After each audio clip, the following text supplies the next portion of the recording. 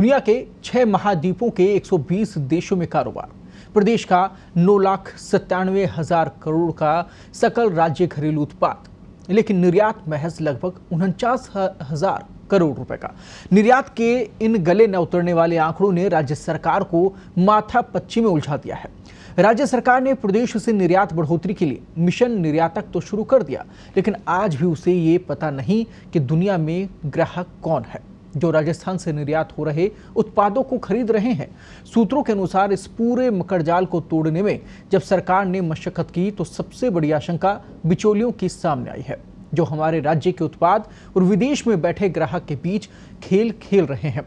दरअसल हमारे राज्य में उद्यमियों के बीच इंपोर्ट एक्सपोर्ट कोड के प्रति बेरुखी के चलते ये हालात बने और राज्य के उद्यमियों के पर्याप्त संख्या में एक्सपोर्ट लाइसेंस नहीं लेने के कारण दूसरे राज्यों के व्यापारी हमारे उत्पादों को खरीद रहे हैं, फिर उसे निर्यात कर रहे हैं। ऐसे में भले ही राज्य का निर्यात आधिकारिक आंकड़ों से बहुत अधिक हो, लेकिन ये हमारे बजाय दूसरे राज्यों के खाते में जा रहा है।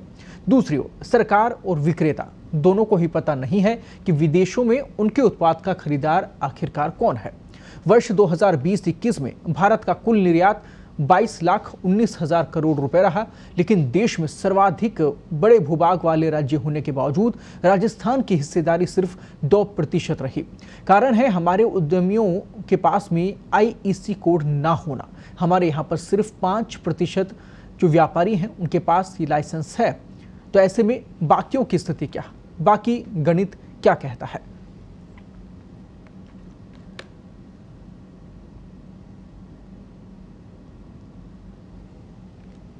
इसके साथ ही आपको ग्राफिक्स के जरिए दिखाते हैं कि आखिरकार सबसे ज्यादा निर्यात होता कहां पे है।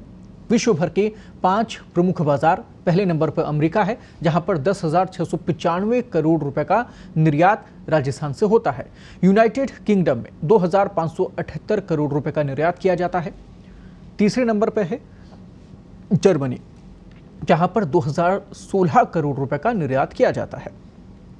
चौथे नंबर पर UAE है, जहां पर 1,487 करोड़ रुपए का निर्यात किया जाता है। और 5वें नंबर पर है चीन, जहां पर 1,412 करोड़ रुपए का निर्यात किया जाता है। ये सर्वाधिक निर्यात वाले 5 बाजार हैं। इसके साथ ही आपको दिखाते हैं जहां पर सबसे कम निर्यात है जिन देशों में। पहला लिबेरिया, 14 करोड़ 52 लाख रुपए। दूसरे नंबर पर है जिम्बाब्वे, जहां पर लगभग 13 करोड़ 88 लाख रुपए जिम्बाब्वे में, जबकि तीसरे नंबर पर है Papua New Guinea, 13 crore 40 lakh रुपए निर्यात वाले बाजार। सबसे कम यहां पर निर्यात राजस्थान से होता है। अल सल्वाडोर 10 करोड़ 84 लाख रुपए का निर्यात, जबकि त्रिनिदाद में 10 करोड़ 16 लाख रुपए का निर्यात किया जाता है।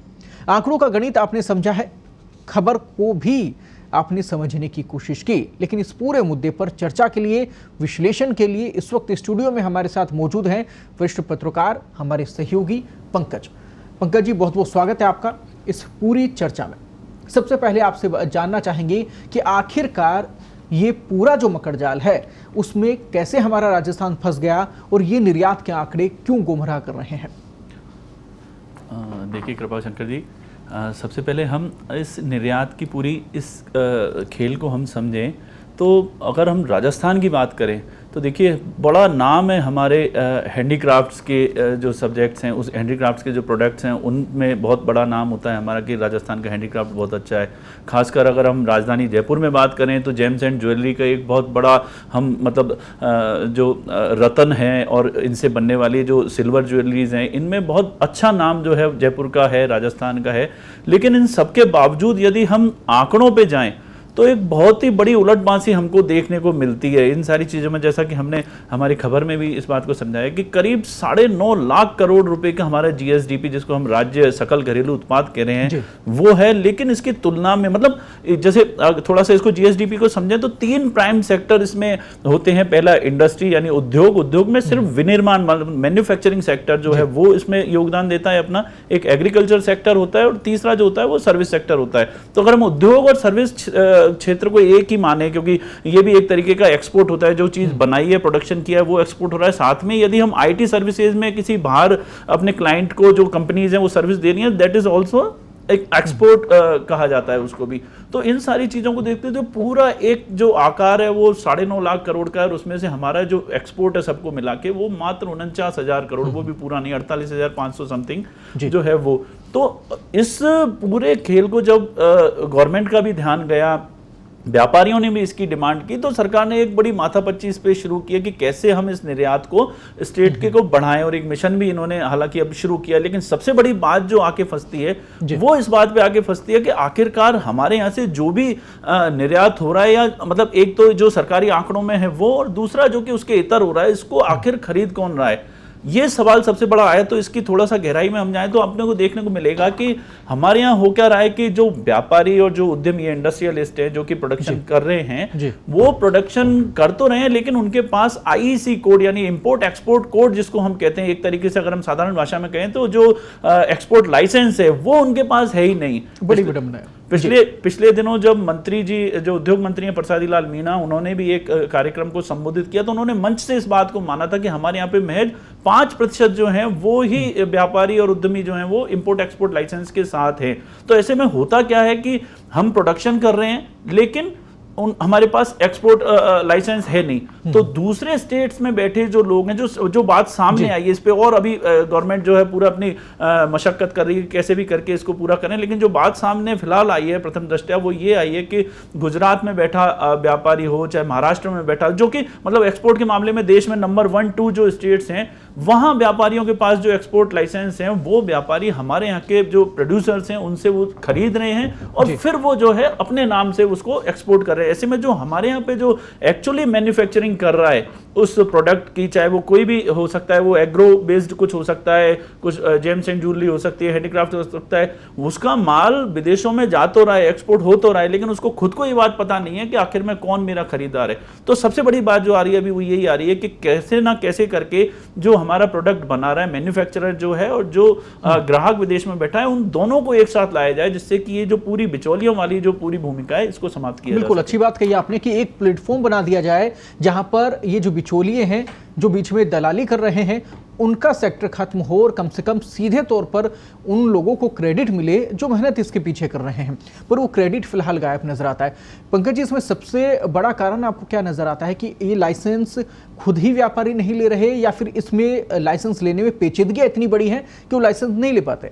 देखिए कृपाशंकर जी, सबसे पहले जो आईसी कोड की हम बात करें तो असल में होता क्या है कि स्टेट गवर्नमेंट्स ये जो लाइसेंस है ये जारी नहीं करती हैं, ये केंद्र सरकार से ये लाइसेंस जारी होता है। तो निश्चित ही थोड़ी सी पेचीदगियां जो हैं वो यहाँ के जो निचले स्तर पे जो व्यापारी काम कर रहे हैं, जो उद्यमी काम कर रहे हैं, एमएसएमईज जो जिनको हम बोल रहे हैं, या फिर कॉमर्शियल सेक्टर में जो बाजार में अपने प्रतिष्ठान लेके बैठे हैं, उनको थोड़ी सी इसमें परेशानी जरूर होती है, क्योंकि कई सारी कागजी औपचारिकताएँ, बैंकिंग की औपचारिकताएँ, आपके टैक्सेशन वगैरह, ये सारी चीज़ें उनको पूरी करनी होती हैं।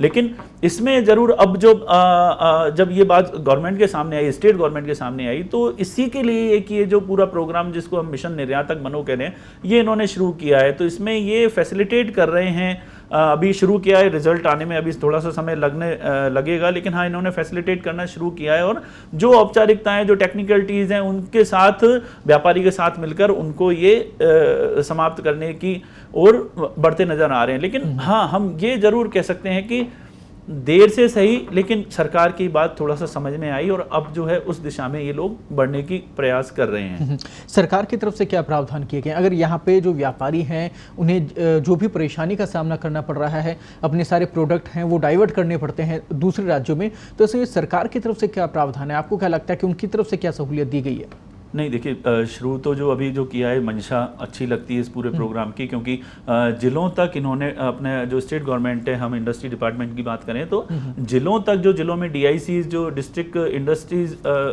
जो केंद्र बने हुए हैं, सेंटर्स जो बने हुए हैं, जिला उद्योग केंद्र जिनको हम कह रहे हैं, उनको टारगेट बेस पे काम कराया जा रहा है। मतलब हर जिले को, जयपुर का अलग टारगेट है, अलवर का अलग, जोधपुर का अलग, इनको टारगेट दिए कि भाई आपको अगले 1 महीने में इतने जो व्यापारी हैं उनको अपने साथ जोड़ के और उनको आईसी कोड प्रोवाइड करवाना है। ये तो हो गई एक मैंडेटरी जो अनिवार्यता इन्होंने कर दी है, लेकिन हाँ उस लक्ष्य की तुलना में थोड़ा बहुत रेस्पॉन्स अभी इनको मिलने लगा है। तो एक तरीके से माने तो कहीं ना कहीं पहल तो है और उसमें लोग जुड़ना भी शुरू करें। अब ये देखना पड़ेगा कि कितना उद्योग केंद्र जो है अपने व्यापारियों को इस बात की समझाइश कर पाते हैं कि भाई आईईसी कोड लेना जो है वो आपके ही हितकर है और आपका ही व्यापार इससे बढ़ेगा। अगर ये बात समझाने में अगर ये सफल हुए तो निश्चित ही स्टेट से एक्सपोर्ट के अब बढ़ने की संभावना नजर आ रही है। क्या व्यापार का भी इसमें असर पड़ता है कि अलग अलग बिजनेस के लिए अलग अलग क्राइटेरिया है या फिर उसमें लाइसेंस की प्रक्रिया अलग होती है? नहीं, लाइसेंसिंग प्रक्रिया सबके लिए एक जैसी। अगर आप जाएं तो अब जो इंडस्ट्री डिपार्टमेंट है अपनी वेबसाइट पे भी उसका लिंक ये दे चुके हैं। वहां जाके जो भी फॉर्मेलिटीज हैं, जो भी फॉर्म्स कुछ जो भरने हैं, जो डॉक्यूमेंट्स लगाने हैं, वो सारी चीजें व्यापारी अपने हिसाब से देख सकते हैं। और साथ में वहां पे एक सेल भी उन्होंने गठित कर दिया है कि अगर किसी की कोई क्वेरी हो तो वो कर सकते हैं। देखिए कृपाशंकर जी, इसमें हमको थोड़ा सा ये देखना पड़ेगा कि भाई नुकसान अब तक किसको ये समझाने वाला नहीं आया कि भाई आपको जो है इंडस्ट्रियलिस्ट को नुकसान इस बात का कितना हो रहा है। पूरा खेल जो है वो कैसे ये चल रहा है कि हमारा प्रोडक्ट हो और आंकड़े दूसरे। पिछले दिनों एक इसका एग्जांपल भी सामने आया था कि हम जो देखते हैं होली, दिवाली और इन सारी जो भी त्योहारों पे जो छोटे छोटे से दिए जो बन रहे हैं, कृष्ण भगवान की मूर्ति बन रही है, किसी भी सब्जेक्ट पे जो भी प्रोडक्ट बन रहे हैं, आप देखो मेड इन चाइना जो है वो। तो एक तरीके से ये पिछले दिनों इन मीटिंग्स में भी और सार्वजनिक मंचों पे भी जो इंडस्ट्रीज डिपार्टमेंट के अधिकारी हैं या फिर केंद्र सरकार के जो डीजीएफटी डिपार्टमेंट, जो फॉरेन ट्रेड डिपार्टमेंट है, उसके भी अधिकारी यहाँ आए थे।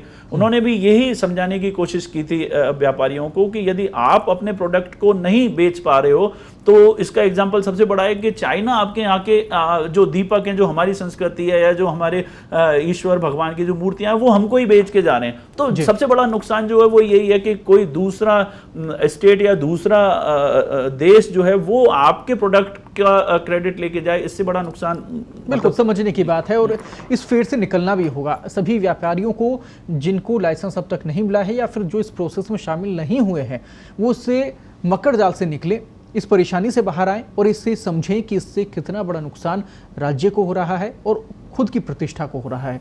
आपकी मेहनत, आपका क्रेडिट कोई और ले जाए, ये कहीं का भी न्याय नहीं है। तो ऐसे में आपको पहला कदम उठाना होगा और साथ ही सरकार को भी सहयोग करना होगा और इस प्रकार से अभियान चलाना होगा ताकि राजस्थान में जो निर्यात है, जो एक्सपोर्ट है, वो साफ तौर पर निकल कर आए और ये आंकड़े राजस्थान को गर्व करवाएं। इसके साथ ही बहुत बहुत धन्यवाद। पूरे विषय को लेकर, पूरे मुद्दे को लेकर आप हमारे साथ जुड़े, पूरे विषय पर आपने चर्चा की और पूरी चर्चा को सार्थक बनाया। धन्यवाद पंकज जी। अगले मुद्दे का अब हम रुख करेंगे और इस वक्त कई मुद्दों को लेकर हमने बातचीत की और सबसे महत्वपूर्ण जो इस समय पूरी डिबेट में निकलकर सामने आया है वो ये रहा कि पहली पहल आपकी तरफ से ही होगी।